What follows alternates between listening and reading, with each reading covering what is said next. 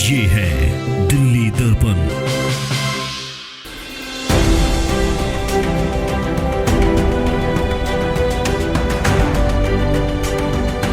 दर्शकों नमस्कार, जय हिंद। आप देख रहे हैं दिल्ली दर्पण टीवी।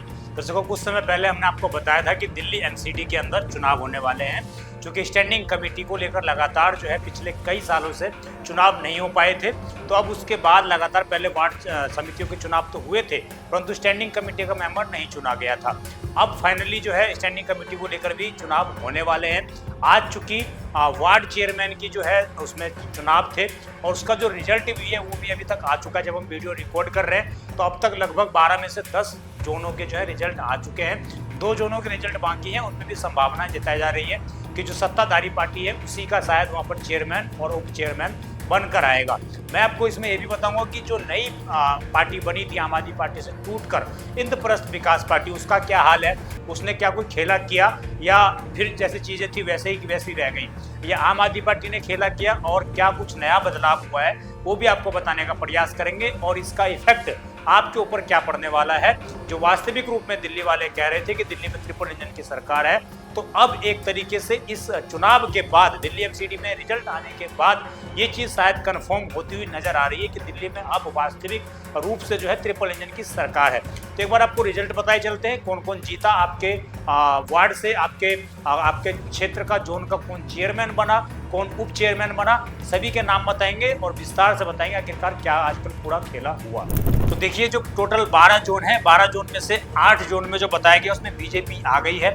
बीजेपी का यानी कि चेयरमैन और डिप्टी चेयरमैन बन चुका है। वहीं 4 जोन में आम आदमी पार्टी का डिप्टी चेयरमैन और चेयरमैन बन चुका है।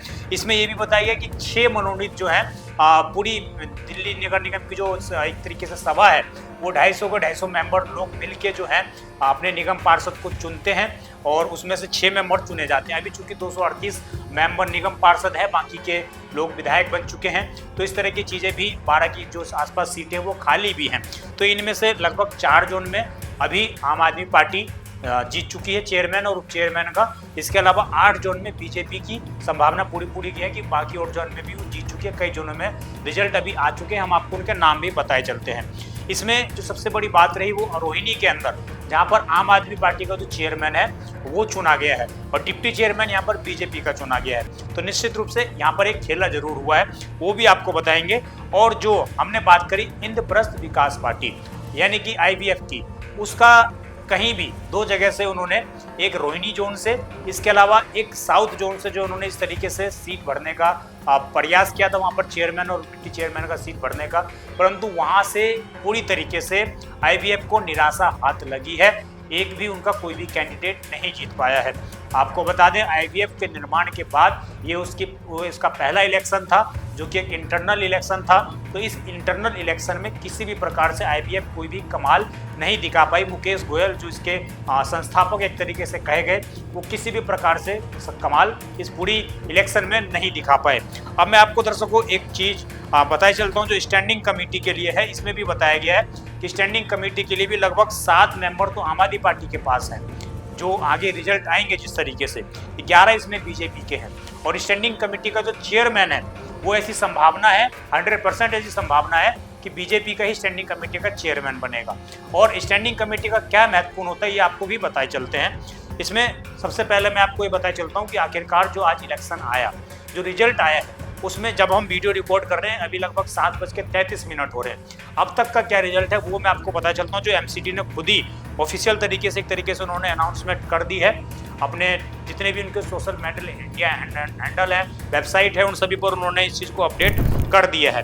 तो इसमें बताया गया कि सेंट्रल जोन में जो है चेयरमैन मिसेज योगिता सिंह बनी है, ये भारतीय जनता पार्टी से हैं। वहीं इसके अलावा डिप्टी चेयरमैन यहाँ से मंजू देवी बनी है, ये भी भारतीय जनता पार्टी से हैं।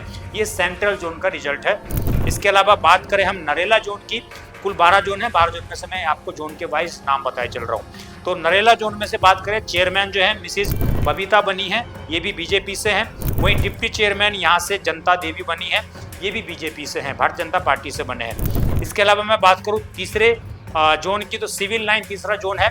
तीसरे जोन से चेयरमैन जो है श्री गुलाब सिंह बने हैं भारतीय जनता पार्टी से, और डिप्टी चेयरमैन मिसेस सुमन कुमारी, ये भी बीजेपी से हैं। ये भी जो है डिप्टी चेयरमैन बनी है सिविल लाइन से। चौथे की बात करें तो यहाँ पर साउथ जोन से जो है चेयरमैन श्री उमेद सिंह जी बने हैं, बीजेपी से हैं ये। इसके अलावा साउथ जोन से डिप्टी चेयरमैन जो है मिसिज अनीता बनी है, ये भी आम बीजेपी से हैं। और यहाँ पर दर्शकों जो स्टैंडिंग कमेटी के लिए जो मेंबर हैं वो भी इसमें सेलेक्ट हो गए। श्री जगमोहन महलावत बीजेपी से हैं, ये साउथ जोन से हैं, ये भी जो है मेंबर यहाँ स्टैंडिंग कमेटी के लिए इलेक्ट हो गए हैं। तो निश्चित रूप से कहीं ना कहीं बीजेपी को एक पहली बढ़त जो है मिलती हुई नजर आ रही है। यहाँ पर हम बात करें केशवपुरम की, वजीरपुर विधानसभा के अंतर्गत आता है, तो यहाँ से जो चेयरमैन है श्री विकास सेठी, ये बीजेपी से जीत चुके हैं। इसके अलावा केशवपुरम जोन से डिप्टी चेयरमैन जो है वो अजय रवि हंस, ये बीजेपी से हैं, ये भी जो है इलेक्टेड हो चुके हैं। वही हम बात करें करोलबाग जोन की, तो करोलबाग जोन से जो चेयरमैन का पद है उस पर पुनीत राय, ये भी आम आदमी पार्टी से जीते हैं। वहीं जो इसमें डिप्टी चेयरमैन है ये भी कविता चौहान, ये भी आम आदमी पार्टी के। तो कुल मिलाकर करोलबाग जो जोन है ये पूर्ण तरीके से आम आदमी पार्टी के खाते में जाता हुआ नजर आ रहा है। अब बात करें सहादरा की, सहादरा नॉर्थ जोन की, तो यहाँ पर चेयरमैन पुनीत शर्मा भारतीय जनता पार्टी से। इसके अलावा डिप्टी चेयरमैन मुकेश कुमार बंसल, ये भी भारतीय जनता पार्टी से हैं। वहीं बात करें रोहिणी जोन की, तो जहाँ पर आज खेला हुआ ये है श्री अमृत जैन, आम आदमी पार्टी से चेयरमैन बने हैं। वहीं रोहिणी जोन में डिप्टी चेयरमैन जो है नरेंद्र कुमार सिंह, ये भारतीय जनता पार्टी से बने हैं। यहाँ पर यह बताया गया कि भारतीय जनता पार्टी के लोगों ने क्रॉस वोटिंग कर दी। जो चेयरमैन था वो शायद हो सकता था कि बीजेपी का जीत कर आए, परंतु इन्होंने कहीं ना कहीं एक क्रॉस वोटिंग हुई और उसके बाद आम आदमी पार्टी का यहाँ पर चेयरमैन बन गया। तो आम आदमी पार्टी के लिए एक बड़ी बढ़त यहाँ पर कहीं ना कहीं है। अब हम बात करें दर्शकों सहादरा साउथ जोन की, तो यहाँ से रामकिशोर शर्मा भारतीय जनता पार्टी से ये चेयरमैन बन चुके हैं। डिप्टी चेयरमैन जो है राजू सचदेवा, ये भारतीय जनता पार्टी से बन चुके हैं। वहीं बात करें नजफगढ़ जोन की, तो यहाँ से मिसिज सविता भारतीय जनता पार्टी से। इसके अलावा डिप्टी चेयरमैन पर मिस्टर श्री देवेंद्र, ये भारतीय जनता पार्टी से जो है यहाँ पर नजफगढ़ जोन से चुने गए हैं। बात करें सिटी एसपी जोन की, तो यहाँ से दर्शकों चेयरमैन जो है श्री विकास बने हैं आम आदमी पार्टी से। इसके अलावा डिप्टी चेयरमैन मिसिज पूजा बनी है, ये भी आम आदमी पार्टी से हैं। तो अभी तक दर्शकों कुल मिलाकर 11 जोन के जो है एमसीडी ने इलेक्शन डिक्लेयर कर दिए हैं, अभी भी वोटिंग चल रही है। कुछ देर में उसका भी शायद हो सकता है कि अपडेट आ जाए। तो कुल मिलाकर इसमें बात यही है कि आम आदमी पार्टी ने भी कुछ सीटें, कुछ जो चीज़ें हैं वो अपनाई हैं और इसके अलावा भारतीय जनता पार्टी को भी भारी समर्थन यहाँ पर मिला है। और जैसे कि मैंने आपको आगे बताया कि कैसे स्टैंडिंग कमेटी महत्वपूर्ण भूमिका अदा करती है। तो दर्शकों दिल्ली एमसीडी के अंदर जो भी विकास के काम होते हैं, जो भी फंड को लाना, उसको कैसे मंजूरी देनी है, किस हद तक मंजूरी देनी है, वो सारे फैसले स्टैंडिंग कमेटी का चेयरमैन करता है। उसके पास सारे प्रकार के विकास के प्रोजेक्ट जाते हैं, कहाँ पर क्या बनाना है, कहाँ पर कोई पार्क डेवलप करना है, कहीं पर कोई कुछ नई चीज़ें बनानी है, एमसीडी के माध्यम से कहाँ पर पार्किंग की व्यवस्था करनी है, वो सारी चीज़ें एमसीडी की जो स्टैंडिंग कमेटी है उसके चेयरमैन के माध्यम से सब पे अंतिम फैसला जो है लिया जाता है। और जब से आम आदमी पार्टी सत्ता में आई थी एमसीडी में 2022 से, उसके बाद स्टैंडिंग कमेटी का चुनाव नहीं हो पाया था। तो ये भी एक बड़ी वजह मानी जाती थी कि एमसीडी में चूंकि काम नहीं हो पा रहा है, तो इसके पीछे एक ये बड़ी वजह है कि स्टैंडिंग कमेटी का कोई चेयरमैन नहीं है। तो अब दिल्ली वालों को शायद इससे निजात मिल जाए, क्योंकि 2 मेंबर भी अब तक इलेक्ट हो चुके हैं स्टैंडिंग कमेटी के लिए। और जैसे ही टोटल मेंबर इलेक्ट हो जाएंगे उसके बाद स्टैंडिंग कमेटी का जो मेन चेयरमैन है वो चुन लिया जाएगा। और इसमें भी संभावना ही जताई जा रही है कि भारतीय जनता पार्टी को इसमें समर्थन मिलेगा, परंतु डिप्टी चेयरमैन के लिए आम आदमी पार्टी के खाते में ये सीट जाएगी। अब देखना ये होगा कि फाइनल रिजल्ट में क्या नतीजा निकलता है, क्या वहां पर कोई खेला होता है या जिस तरीके से चीजें अभी तक चली हैं उसी प्रकार से आगे भी चलती हैं। इसमें बड़ी बात ये रही दर्शकों कि आम आदमी पार्टी से टूटे हुए पार्षदों का हाथ कुछ भी खास नहीं लग पाया, वो कुछ भी खास खेल नहीं बिगाड़ पाए। जिस तरह की संभावना जताई जा रही थी कि रोहिणी जोन में कोई बड़ा खेला होगा, तो वहां पर भी चेयरमैन जो है आम आदमी पार्टी जीत गई और हालांकि डिप्टी चेयरमैन बीजेपी के खाते में वहां पर गया।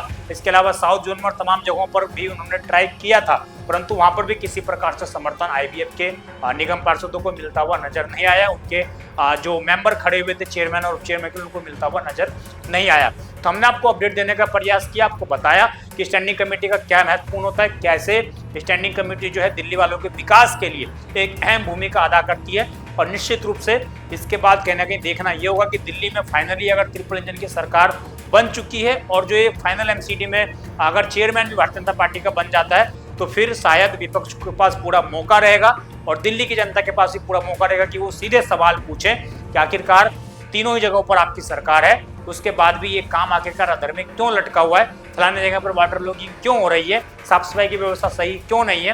ये तमाम सवाल आप सीधे वर्तमान सत्ताधारी सरकार से पूछ सकते हैं और वहां पर शायद कोई बहानेबाजी नहीं चल पाएगी। आपकी जो पूरी खबर पर राय कमेंट अवश्य करिएगा। आप देखते रहें दिल्ली दर्पण टीवी। मैं विजय ठाकुर, धन्यवाद। लेटेस्ट खबरों के लिए सब्सक्राइब करें हमारा YouTube चैनल या फिर लॉग ऑन करें www.delhidarpantv.com। खबरों की कवरेज और विज्ञापनों के लिए संपर्क करें।